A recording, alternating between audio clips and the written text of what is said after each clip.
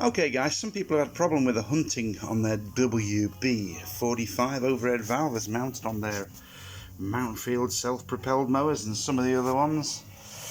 So basically what it boils down to is you have a copy of a Honda carburetor. These are all Honda copy engines, these. They're assembled in China. If you look at what it says on the car, it says, what is it? Zhongchen. That should be.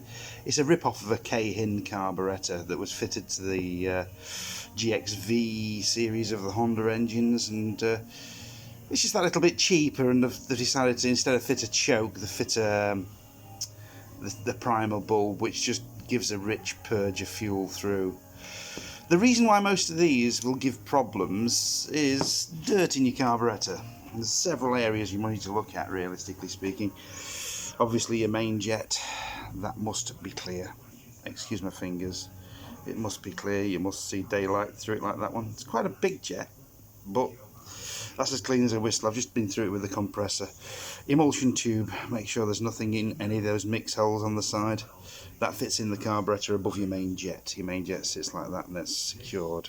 It secures the emulsion tube. Then you've got your idle air circuit jet. Now these are often missed out. It's a simple case. You must remove that. It's retained by the actual tick over screw.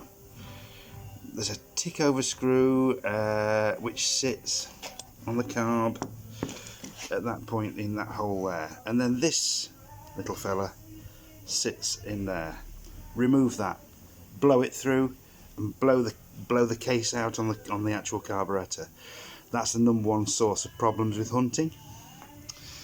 And that's about it. The rest of it's down to just making sure there's no cheat in your carburetor, rebuild it, and basically run it. But this is the cause of the evils. Get it cleaned out, get it blown out, get it popped out, and give her a try.